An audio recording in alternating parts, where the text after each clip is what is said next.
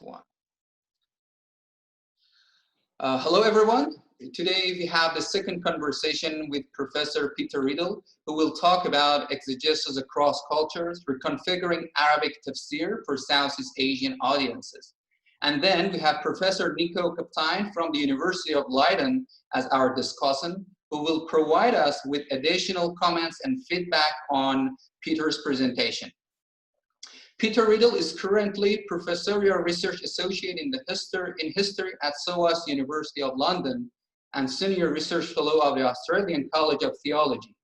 Professor Riddell has published widely on Southeast Asia, Islam and Christian-Muslim relations, and he has published extensively, among others, including Transferring a Tradition, University of California, 1990, the famous volume Islam and the famous and very well-known work on Islam and the Malay-Indonesian Word, Transmission and Response, 2001, Islam in Context in 2003, and his important monograph, which is very much about the genre of the conversation, transregional aspect of tafsir on Malay court religion, culture, and language, interpreting the Qur'an in the 17th century, actually published with Brill in 2017. My familiarity with Peter back to about 10 years ago when I was in Kuala Lumpur writing my PhD thesis about Egyptian and Malay exegetical works. And I was thinking with Andrew Rippin about an edited volume on the Qur'an in the Malay-Indonesian word, and we approached Peter. He warmly and very professionally and kindly accepted our invitation, and we published the book with Routledge in 2016, which was later, and I mean, a very nice experience for me, which was later reviewed by Nico, and since then we've been working together, and today I'm honored to host this conversation.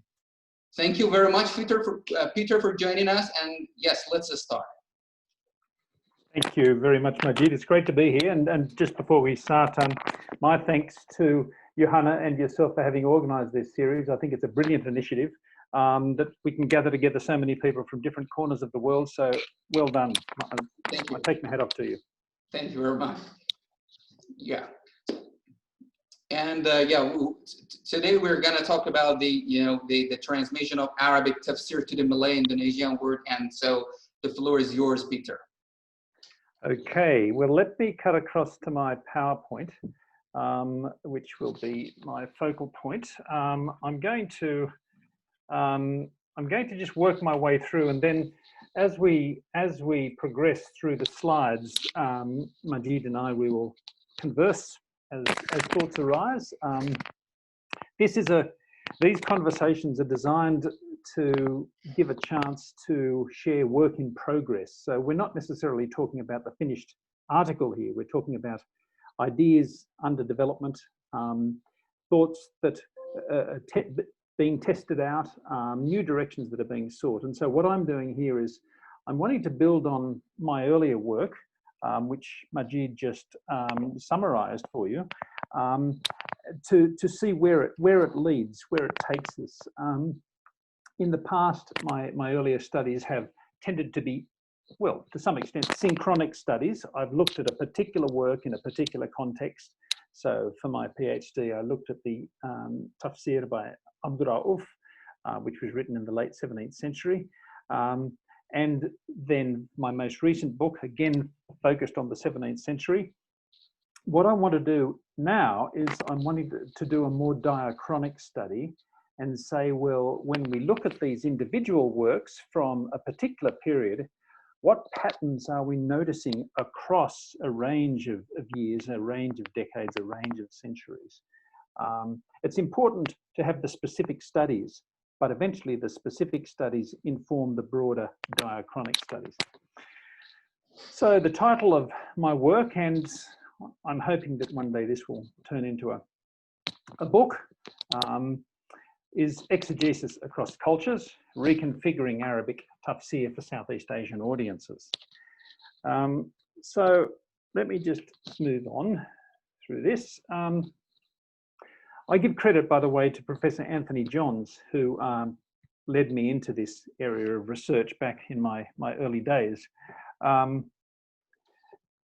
he opened my eyes to these materials. And one of the first things that I looked at was early Qur'ans. What remnants are there of the Qur'an from the earliest periods in Southeast Asia? Now, it's always a risky thing in scholarship to say that something is the very first or the very oldest, because other things will be later discovered. But certainly the two oldest surviving Qur'an fragments that I am aware of is this.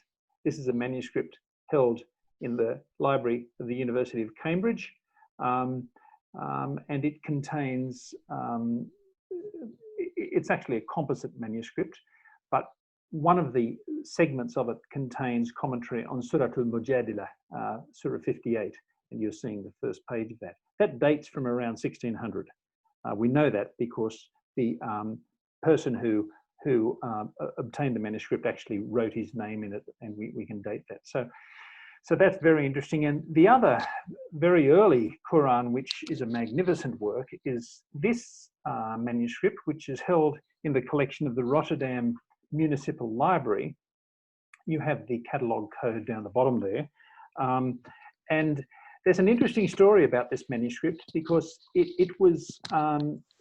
is a remnant of an alliance between the Dutch in the early years of Dutch presence in Southeast Asia and the Sultan of Johor. The Sultan of Johor, Johor was at war with Portuguese Malacca. The Sultan of Johor, allied with the Dutch, besieged Malacca. And although the siege was unsuccessful, the Sultan of Johor presented this Qur'an to the admiral, to the Dutch admiral, Mateleef de Jonge, as a memento, as a thank you. And he took it back, and it's been in the Rotterdam Municipal Library since then. It's a beautiful manuscript. It dates from 1600 also. So these two very early fragments testified to the presence of the Qur'an. Now, obviously, the Qur'an was present in Southeast Asia before 1600, but so far we haven't found anything that's older than these two fragments. So we do not have access to the whole Quran manuscript. This one, yes. The one in Rotterdam is a complete Qur'an. Okay. The previous one in Cambridge is simply one surah. So okay. How are they signed of their orthography? What do you see any difference from those manuscripts from the next generation of manuscript coming next centuries? Any significant difference between these two? Well, certainly this one. Even if we look at these two, if I can just, how do I go back? Sorry, here we go. Yeah, if we look at the hand script here and there, you can see a significant difference. Now I'm not a specialist in handwriting. I think Dr. Annabelle Gallup could give us more advice on this, but yeah. that looks a more accomplished, a more polished hand to me. This, it's easy to read, but to me, to my untrained eye, that doesn't look so well trained. But of course, as the years went by, certainly the script became much more professional, much more polished, and we noticed that in later manuscripts as well. But that would be a question for Dr. Annabelle. So we have the Qur'an from 1600. No doubt we have it from before, but we know that the Qur'an there is 1600. When you have the Qur'an, you must have people trying to understand the Qur'an, explaining the Qur'an. Therefore, you expect to find at some point commentaries on the Qur'an, explanation, tafsir, some kind of explanation on the Qur'an. And that led me on to my most recent book, a study of a particular manuscript that's also held in Cambridge, and you can see one of the very early pages of that manuscript there. Very, very interesting manuscript.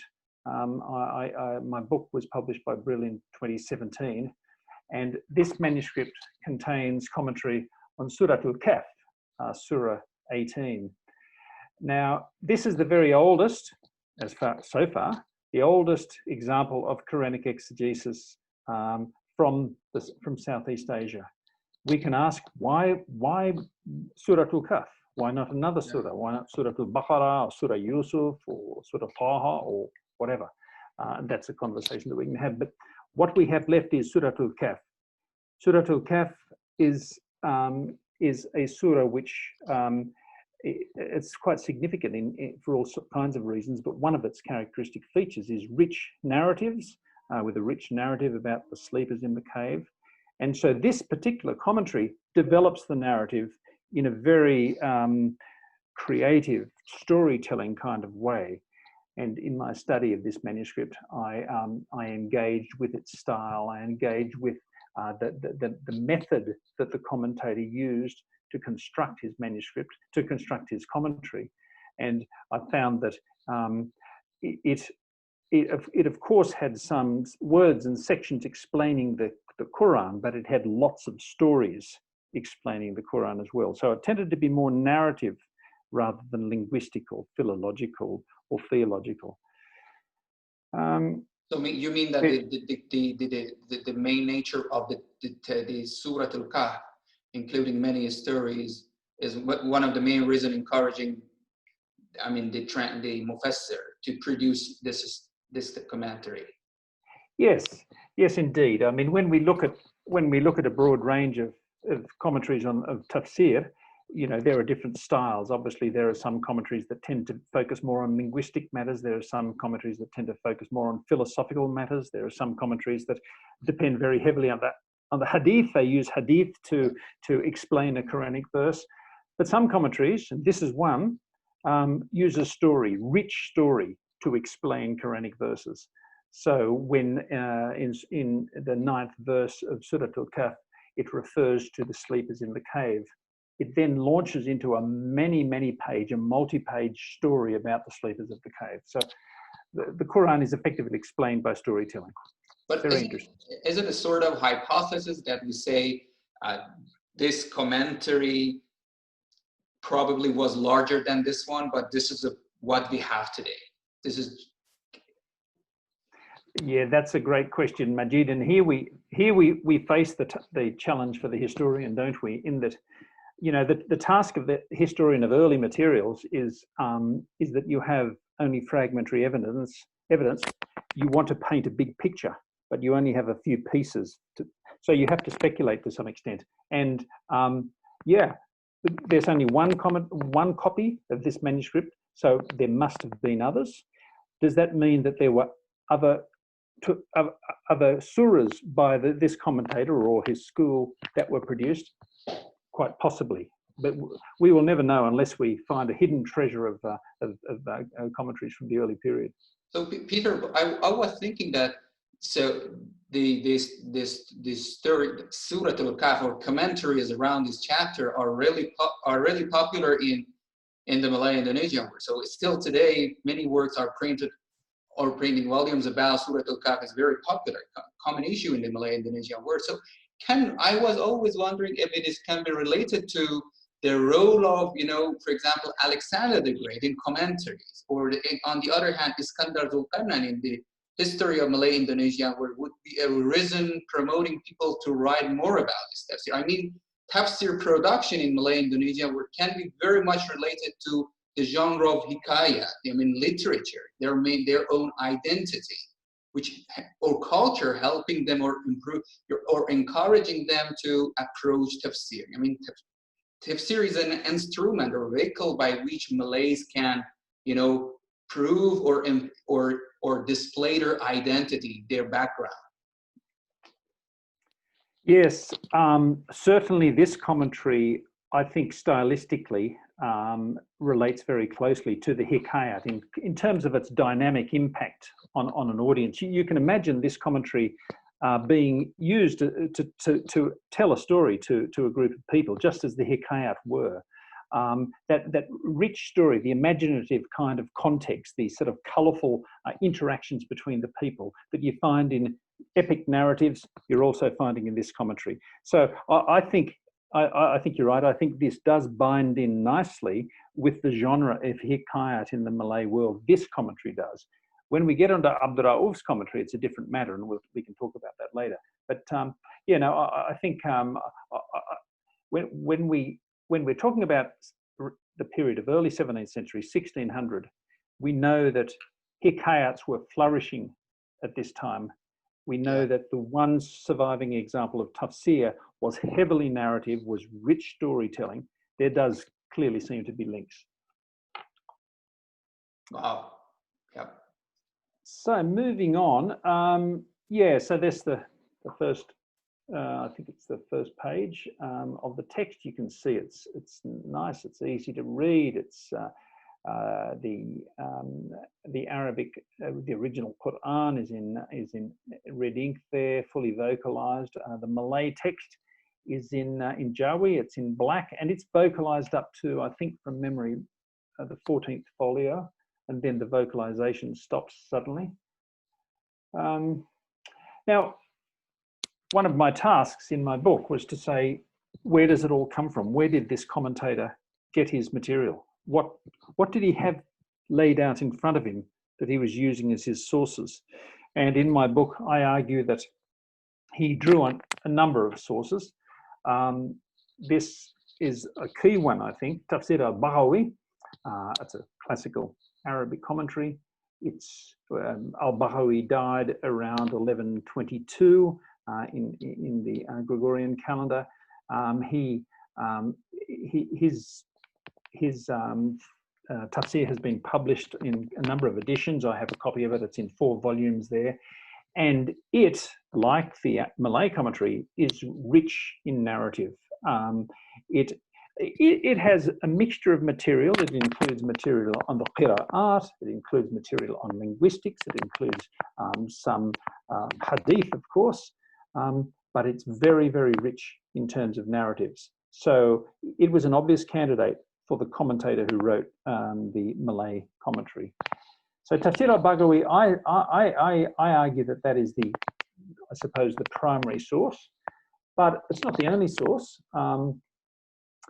A later commentary, which is actually based closely on al-Baghawi, is the Lubab al-Ta'wil fi Ma'ani Tanzil by al-Khazin. He died in 1340, and there are clearly sections in there that come from al-Khazin, and we know from other sources that al-Khazin became popular in Southeast Asia as well. So I think this commentator drew on both of them, and the third big source that he clearly drew on for certain parts was the famous commentary by al-Baydawi, a commentary which is one of, I suppose, one of the most important commentaries in the history of Islamic exegesis around the world, and it certainly played a significant role in Southeast Asia.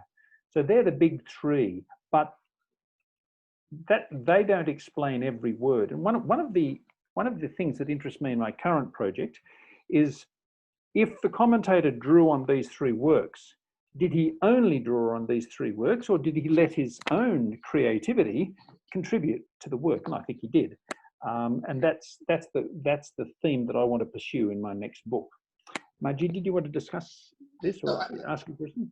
Yeah, I was wondering about so you think that Tafsir al-Baghawi, which you say is the backbone of this commentary, in Malay commentary, is Tafsir al-Baghawi. So you think that Tafsir al-Baghawi was at that time very popular in the archipelago?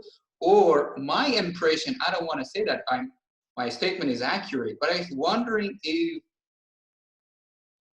Tafsir al-Baghawi was not popular at that time, can we say that it was highly cited or copied among Malay hikayat or stories? Or we had stories, very largely impressed by Baghawi? Because according to your fascinating book, the name of Baghawi, I don't know how many times, are clearly cited throughout this tafsir. If this is not very popular, citing the name of al-Baghawi, my impression is that probably it can come from another source. You know what I mean? I do. Now, one of the traditions of the classical tafsir works in the Arab world as well is that sources tended to be identified in an introduction and therefore not necessarily cited regularly throughout a work. Yeah. Whereas today, of course, if you're supervising a PhD student and they only mention in the introduction a source that they're citing and they don't mention it again, you'll jump on them, of course. But that was the tradition then. Now, when tafsirs, if they lose the introduction, you're then left with a work where you have to do some guessing as to what the identity is. And this tafsir, we have it for 1 surah. Did it belong to something longer? Was there an introduction somewhere? He doesn't regularly say, I'm citing Baghawi, I'm citing Baghawi, I'm citing Baghawi. But perhaps there was a missing introduction where he said that. But it's not unusual to find that tafsir writers do not quote their sources regularly throughout the work. An interesting thing about this commentary is that although, as I say, it introduces rich narrative, rich storytelling, it also does kind of pay lip service to the qira'at, the variant readings on the Qur'an, not in any systematic way. It only really quotes a handful of verses and gives you 3 readers who are commenting on them. And one gets the impression in looking at this commentary that the commentator wanted to introduce the concept of qira'at and just give a few examples, but he didn't want to get locked down in detail on the qira'at, which is very technical. And you can imagine that if a commentator wants to entertain, he wants to tell a good story, then he doesn't want to spend too much time talking about the differences in vocalization that apply to particular words in particular verses of the Qur'an. So there is a sort of brief reference from time to time of the qira'at in this commentary, but it's not developed. Whereas that's quite different in the next commentary we're going to look at. And we'll turn to that unless, Majid, did you want to talk any further about that, or should we go on? I can't hear you, Majid. I can add after this slide. Okay. We'll go on, yeah.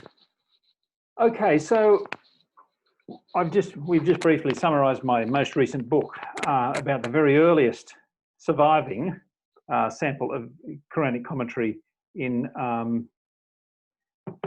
Southeast Asia. I'm going to take my headphones out. Some noise. Let's see if that's better. So I'm now moving to what was actually my PhD thesis, and that was a study of the very earliest full commentary on the whole Qur'an, the first tafsir in Malay upon the whole Qur'an. So we think it's the first on the whole Qur'an. It seems to be the earliest surviving one, and that's Tarjuman al-Mustafid by Abdurrauf. Here's the work in printed form. This is a print edition, of course. And this was my PhD thesis that was published in California, in which I made a study. Now, this is a very different kind of work. It was produced maybe 1675.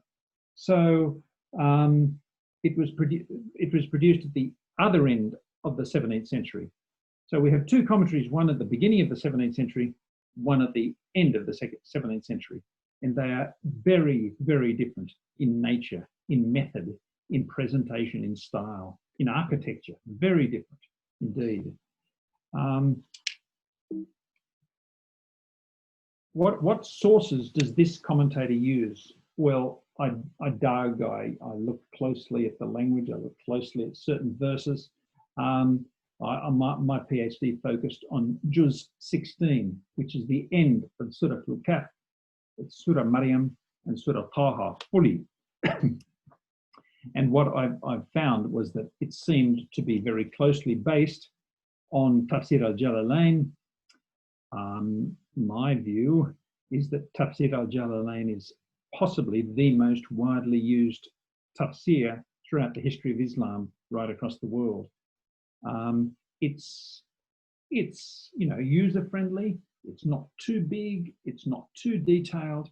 It's a very good survey of different aspects of exegesis. It includes hadith. It includes some information on the qira'at. It includes information on linguistic matters. It includes a bit of philosophical speculation. Tafsir bi-ray'. It's a sort of general introduction to tafsir, and indeed, it is used to this day right across the Muslim world in many seminaries, and a very interesting PhD thesis I would recommend you was recently done by Dr. Irfan Murtawab, who is with us today. He did a very, very interesting study of the Tafsir al-Jalalayn, showing how it's used in different kinds of Qasam trends. So Tafsir al-Jalalayn has been around for a long time in Southeast Asia. And this is very interesting, and thanks for recommending Irfan Murtawab's PhD thesis, which was very good and rich and full of new information and tap source of knowledge. So I just wonder, so you came across the role of the crucial role of Jalalayn, not only in Malay Indonesian world, but also in other madrasa hausa and so on and so forth. You came across the importance of this tafsir through Tarjuman al-Mustafid, or what do you think? So I just wonder. Yes. Personally, what my route of coming in contact with the Jalalayn, it's a good question actually. In fact, before I looked closely at Jalalayn, I had already studied tafsir in my training as a student, and we actually didn't look at the Jalalayn. I remember we looked at bits of Razi, and we looked at bits of Zamakhshari, and we looked at bits of Baydawi and bits of Tabari. We didn't really look at the Jalalayn because it's kind of, I mean, the Jalalayn is kind of Exegesis 101. So if that terminology makes sense, it's kind of introductory. So yes, my introduction to the Jalalayn was when I began my own PhD research, and I discovered that in fact, Tarjuman al-Mustafid was not what everybody believed, the translation of al-Baydawi, but it seemed to me to be more a translation of Jalalayn plus. Yeah. So that's how I had the contact with it, Majid, yeah. Your result was, your PhD result, as well as the article coming out of the thesis, was really revolutionary. And always, this is a question coming to my mind: what is going on, and what happened that still people assume that, Tafsir Tarjuman al-Mustafid was the direct translation, to a large extent, the translation of Tafsir Baydawi. So probably in the next slide you will talk, but this is a serious question because this is popular among a large community. I mean, in the Malay world, still they think that Tafsir Baydawi is the backbone of this one. So can it be related to the colonial readings, or colonial officers' reading of Tafsir in the Malay world, or there might be another reason for that? Oh, look, I think absolutely that's the root of the misunderstanding, Majid. The great Dutch scholar Snoeke Groningen, he made a very brief reference to Tarjuman al-Mustafid, describing it as a translation of Tafsir al-Baydawi. And now, of course, in his day, he was one of the leading scholars of Islam who was publishing and so forth. So what he said had tremendous impact. And of course, like everyone, he made mistakes, and this was a mistake he made. But of course, when you have a top scholar who says something, well, people assume that it must be correct, and it is transferred down the generations, and it's kind of like an isnad. Snoeke said it, so his student said it, and his student said it, and his student said it.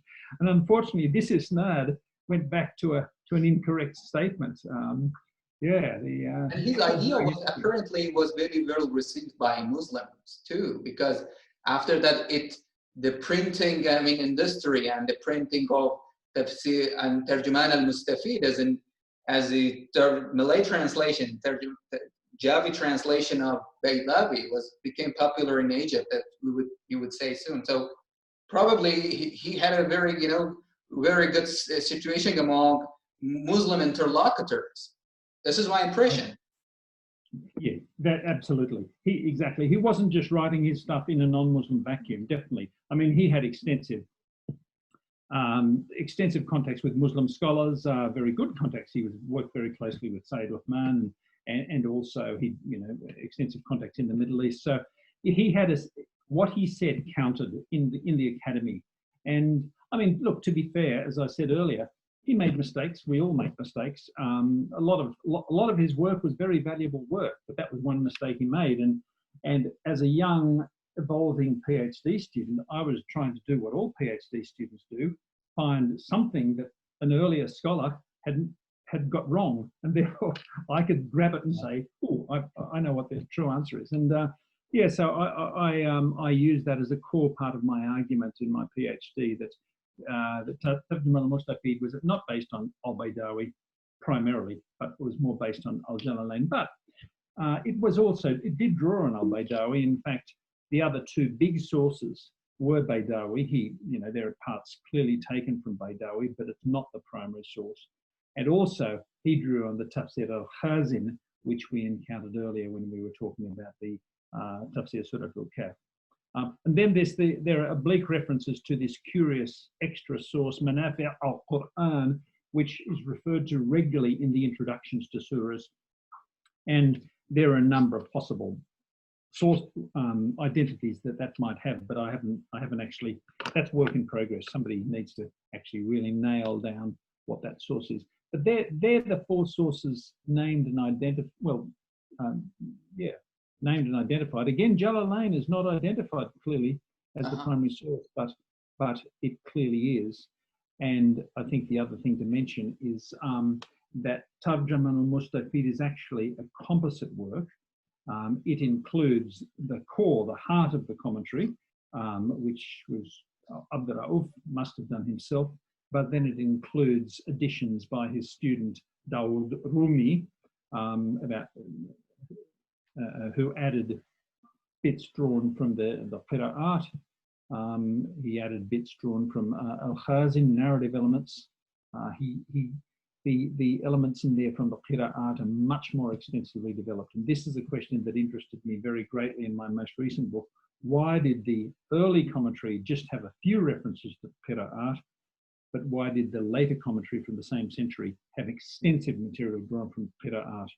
And my argument is that I sense that they had different dynamic roles. One was storytelling, perhaps more for entertainment. The other one was perhaps a text in a madrasa equivalent, as much as madrasas existed in those days, but it was more a teaching kind of text. Tarjuma al-Mustafid gives the impression of being a teaching text, introducing students to key works of tafsir, qira'at, some narrative, and so forth. So Tarjuman al-Mustafid, so when the Abdul Rauf came back from Hijaz, right? He started writing this one. Yes. So can we say that probably he was impressed by the context of Arabia of that time? He was impressed by the context, by the popularity of tafsir, and then he focused on tafsir Jalalayn. So indeed, writing or translating tafsir Jalalayn is very much based on or subject to what happened in Arabia, in Hijaz, the way people approach, concise commentaries. Yes, look, no doubt his time in Arabia was very key to the works that he produced. He was in Arabia for 19 years, according to his own travel log diary, between 1642 and 1661. And he spent 19 years traveling around Arabia to various centers of learning, sitting at the feet of great scholars, some of the greatest scholars actually, learning the Islamic sciences, the ulum ad-din, the various sciences of, including tasawwuf. He studied various of the Sufi orders.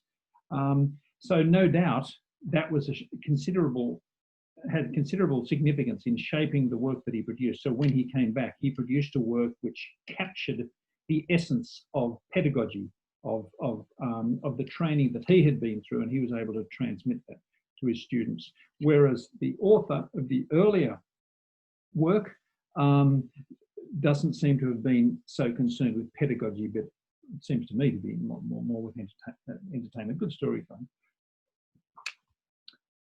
Okay, so that has been the heart of my first and my most recent books, those two commentaries from the 17th century.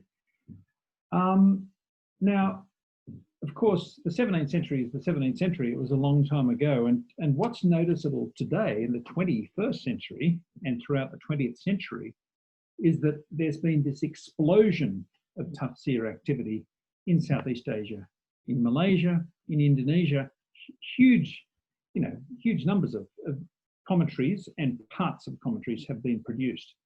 And if there are only 2 from the 17th century, and there are lots and lots, dozens from the 20th century, what happened in between? Now, in my book from 2001, Islam and the Malay-Indonesian World, that's really a diachronic study where I look back and I look at the present as well. But one of the statements I made in there, I explored, was this idea that there seemed to be a couple of centuries, 200, 250 years of exegetical paralysis, of silence. And that's what I argued there. Now, this brings me back to my point earlier that one has to always be open to new things being discovered.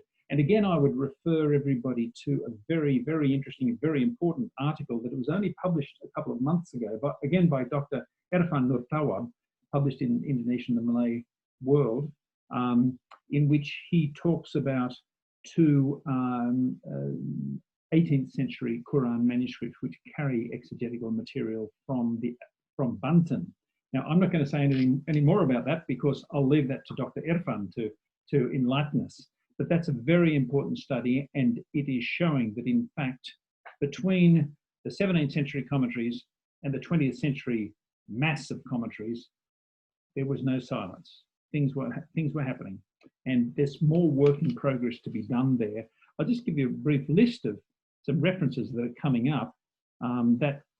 That yellow highlighted work is a very, very important study. It's only just appeared. There are other references to some work in the 18th and 19th century. There's the famous commentary by Muhammad al-Nawawi al-Bantani from the 19th century, though that's in Arabic. And there is another manuscript work in Jakarta, which somebody needs to look at. But there's a lot of work that needs to be done between the 17th and the 20th century. Majid, did you want to say something? I was wondering if you can a bit tell us about, so can we consider Muhammad Nawawi al-Bantani, I mean his Marah Labid, as a part of Malay commentary production?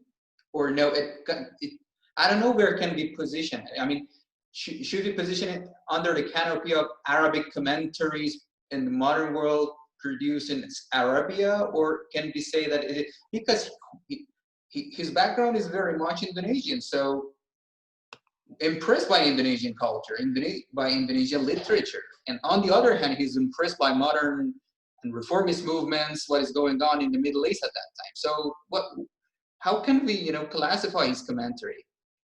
Yes, look, it's a good question. I think that would be quite a good research article. I mean, my view is that, in a sense, it's kind of like the Arab commentaries that had a big influence in Southeast Asia.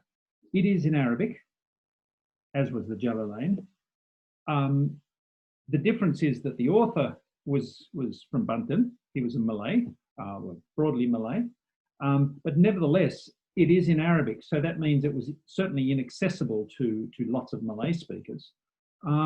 But he had an influence, through the learning, through the learning schools. He clearly had an influence. So I suppose and I haven't thought about that question actually, but if I had to classify it, I'd probably put it alongside those works in Arabic that had a big impact in Southeast Asia. Okay. The interesting thing about it is, and here I'm depending on other people's scholarship, Professor Anthony Johns, he did a detailed study of Nawawi's Marah Labid, and he pointed to the significant influence of Razi's commentary. Wow. on Marah Labid. Now, it's not pure Razi, as with all of them, it's bits and pieces of others as well, but Tony Johns says that Razi is the heart. Razi is to Marah Labid what the Jalalayn is to Tarjama al-Mustafid. So I also was wondering about, I was thinking of the popularity of Razi anyway. It was very popular from the classical period. So to what extent we can find a place for his contribution to the tafsirs. Okay, yes, because we probably don't have much more time, so please continue, yeah. Okay. All right, so that brings us really to the present day, well, the 20th century anyway. And my third point of connection is this interesting commentary that comes from Malaya, the Malay Peninsula, Tafsir Nur al-Ihsan by Haji Muhammad Saeed ibn Umar. Oh, that's with an Arabic pronunciation, but it's a very interesting work. It's quite different again, so it gives me 3 points of focus. The two early 17th century ones and this 20th century one. There you have his details. Like most of the important scholars, he travelled. He travelled to Patani. He was educated in Patani. He travelled to Mecca, and he spent time there studying. Then he returned to Kedah, and he became quite a significant person in his own right, especially in terms of legal writings. He wrote a work on law, on fiqh, but he also wrote this important commentary. And what I've done here, I refer you to an article I published in the Studia Islamica journal from Jakarta in 2014. I've looked at his treatment of Surah Al-Fatiha, and I did a comparison looking at his treatment of Surah Al-Fatiha with the treatment in Tarjama al-Mustafid, and finding some quite different things. There's more of a sense of the Sufi in this commentary. There's also a bit more of a sense of the, well, I'm finding some interesting creativity here. Just look at his treatment here of Surah 1, Surah Al-Fatiha, verse 2.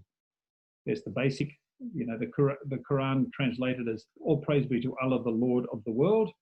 And he says, including humans and jinn and angels, and all creatures of the land and the sky and elsewhere, and the names of each of these created elements is a sign of the Lord who created it, just as a cow's excrement is a sign of the creation of a cow. So Allah is the name for the Lord who is truly worshipped. And that's really interesting. It's really interesting.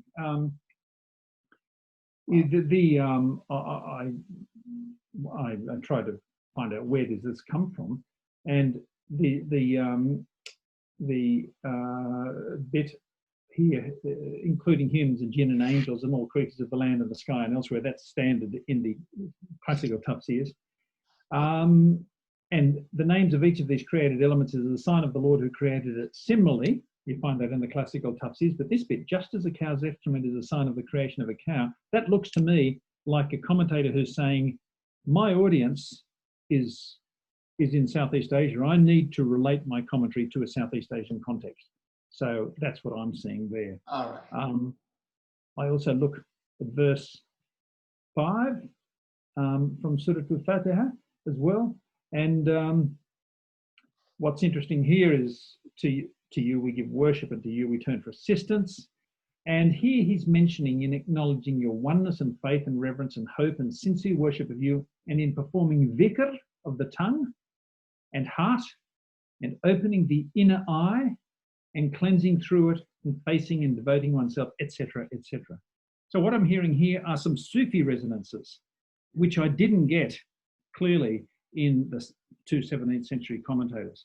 So I'm finding a comparative study of the two 17th century and this 20th century commentary quite interesting, quite promising. And this is work in progress. I'll just wrap up now, I think. I'm in the middle of writing an article again. I'm sharing this article with my friend Dr. Noor Klawab. We're writing an article for the forthcoming Handbook of Quranic Hermeneutics on modern commentaries in Indonesia and Malaysia. I'm writing about Malaysia, he's writing about Indonesia, and I'm just collecting my materials and what's happening. So that really takes me as far as I have to go in my presentation. So thank you very much, Peter. That was amazing, and learned a lot, and I'm sure that our audience has many questions about this. So let's start with our discussant, Professor Nico Kaptein. He's a professor of Islam in Southeast Asia at Leiden University, the Netherlands, and he has held research fellowship in Singapore and Berlin, and he has extensively published, among which several books and edited volumes, including Muhammad's Birthday Festival with Brill in 1993, the Muhammad al-Nafais, a bilingual Meccan fatwa collection for Indonesian Muslim from the end of the 19th century, published in Jakarta in 1997, Transcending Borders, Arabs, Politics, Trade, and Islam in Southeast Asia, published in 2002, and many other works. Thank you very much, Nico, and please, we look forward to your feedback. Okay, thank you very much. Can you hear me? Yeah, very well. Okay, thank you very much. First of all, I would like to thank Peter very much for a very interesting introduction. Just as Peter was attracted to the field of, let's say, Southeast Asian Quranic studies by Anthony Johns, I myself was attracted by Peter's work on the Tarjuman al-Mustafid to go into this field a little bit more. For reasons of brevity, I would like to keep it short. What I would like to address is the issue of, let's say, transmission, and as it was phrased in the title of the presentation, reconfiguring. And these terms imply that, let's say, the original Arabic works, texts, were made suitable for a Southeast Asian target audience. And my question would be, and my remarks would circle around the issue of specificity. What is specific to these, let's say, Southeast Asian tafsir, Southeast Asian commentaries? Of course, first of all, you have the language issue, right? And I think this language issue in itself is very interesting. The language has to be transferred from the Arabic to language for the target audience. And I think this is where we come across the first problem, because if you read, for instance, the Tarjuman al-Mustafid, the language is rather well, weird in a way, because it's sometimes called Kitab Malay. I don't know if this term is still used at all, but the issue is that the Malay of these commentaries are really very much interspersed with Arabic terminology, but not only Arabic terminology, also Arabic syntax, Arabic grammar, and so on and so forth, to such an extent that people who read these texts actually can only understand it properly when they know Arabic, when they have a basic knowledge of Arabic. So this raises the question: what was the audience, right, for the people who were aimed at in these texts? Another issue is, of course, if we speak about the specificity, is the cultural aspects. If there is an explanation given which is a little bit broader in the narrative tradition, do these Southeast Asian commentaries try to link up with specific cultural elements which appeal to a local audience? And of course, here we speak about tafsir, but I was also thinking about the book of Ronald Ricci, who has been looking into the reception of the book of 1,000 questions, in which was originally in Arabic, Kitab Seribu Masala in Malay, who was also, let's say, transferred or reconfigured for an audience in different audiences, I should say, in Southeast Asia, including a Javanese audience. And you see that all kinds of specific Javanese elements are brought into the Javanese rendering of these texts to make it more suitable for the Javanese audience. So my question is, to Peter and of course to all of you, this specificity, apart from the language, is it very apparent in the works? In other words, if you have a rendering of, let's say, Tafsir al-Jalalayn to a Southeast Asian language, for instance, Malay, if you would compare this, as far as the content is concerned, to a reception or a rendering of the Tafsir al-Jalalayn into an African language, is there a lot of difference? In other words, how far do they deviate from the original text in order to accommodate local audiences? An issue which is also related to this is, for instance, the Marah-Labid, right, of Nawawi. If we would not know that this has been written by Nawawi, who, well, originated from West Java, of course, but who has spent his entire life and entire career in Mecca, if we wouldn't know that he had come from there, so if we erase his name from the cover and we read the Marah-Labid, would we know then that he was a Southeast Asian, right? So these are a few thoughts. Another issue is that I do not want to go into more modern issues, but which is also very interesting, Peter, and I look forward to your continuing work on this. But would you say that the specificity of these tafsir increases over time? For instance, that from the beginning of the 20th century, it becomes more prominent. So these are just a few remarks, and I would like to leave it here. Thank you, Majid. Thank you, Nico. Yes, Peter, please. Okay, look, Nico, thank you very much indeed. That's a very helpful response. You've given me several questions that I'm delighted to have a first stab at now, but I'll take them on board as I think about it. First thing is reconfiguring.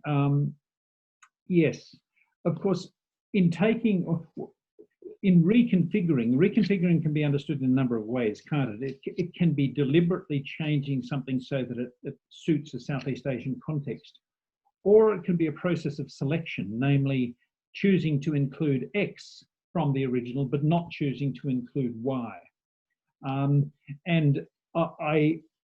Firstly, there's lots of the second one. There's lots of choosing X but not choosing Y. So I need to look at that as I go on with this project. What are they selecting? And I did that to some extent in my PhD thesis for Tarjuma al-Mustafid. I said, well, what has he taken from the Jalalayn and what not? And I discussed that there. But I need to do a lot more of that, especially in a comparative sense, seeing how the 17th century commentators dealt with that issue compared with 20th century commentators as well. The language issue is, sorry, I'll stay on culture for a moment. So that's the first thing, translating X but not translating Y. The second thing is actual adapting to a Southeast Asian context.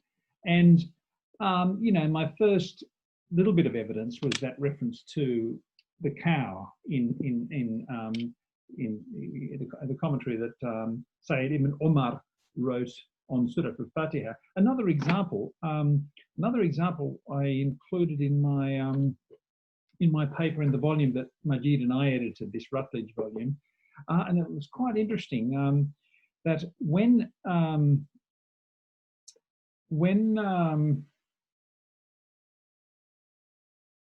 the first commentary, the Tafsir Surah al-Kahf, the narrative commentary, when it was translating verse 90 of Surah 18, and that's the one that talks about the people, this is during the period of Dhul Qarnayn, and the people go and hide. The Quranic text says basically, Dhul Qarnayn, upon arriving at the place where the sun rises. He saw the sun rise upon a people for whom we had made no shelter, protecting them from the heat of the sun. So that's the Qur'an. How does the Malay commentator treat that? He explains it as follows. And of course, you know, the Qur'an was about the protection from the heat of the sun, the desert setting. That's the original, and that's how the Arab commentators deal with it. They explain, you know, a place where there's no shelter protecting them from the heat of the sun in the middle of the desert. The Southeast Asian commentator says this, and I've translated it into English. They lived in a place where it was not possible to build shelters. They were located in an area of water. When the sun rose, they all entered the water. When the sun was at its peak, they all emerged from the water and went to their rice fields. Now that is so interesting. That really is so interesting, because that is actual adaptation to the Southeast Asian physical context, isn't it? And one of my tasks is to collect as many examples as I can of that happening. So that's the second kind of adaptation. As far as the language is concerned, you're absolutely right. I mean, Kitab Malay, you've done some very good work on Kitab Malay yourself, by the way, Nico. I've really appreciated your work on that. And the Kitab Malay, the sort of Arabized Malay of Tarjuman al-Mustafid, to me speaks of a setting of a madrasa, you know, where the students know enough Arabic to understand the Malay, or perhaps the Malay could help them understand the Arabic. So does specificity over time increase? I mean, what I am sensing clearly is the constraints of the 17th century, particularly madrasa context of Abd al-Rauf, that you're still getting to some extent in Nur al-Ihsan. Then by the late 20th century, by the time you look at the commentaries by Quraysh Shihab, for example, then there's really a determination to focus on functional equivalence, namely letting the audience hear it as the original audience heard it, so not get bogged down in all this contorted, very difficult language. So yeah, I think that's my response for now, but thank you for those comments. They're very helpful. Okay, thank you very much. Thank you very much, Peter, for this fascinating talk. Thank you very much, Nico, for this fascinating response. And so our approach towards the Southeast Asian commentaries and the production of tafsir in the archipelago will be continued, and during the next couple of weeks, we have such debates as well. Thank you very much, everyone. And we will have a similar topic about Persian Shiism in the Malay-Indonesian commentaries the next week that I will present, and my discussant will be Professor Peter Riddell. Thank you very much.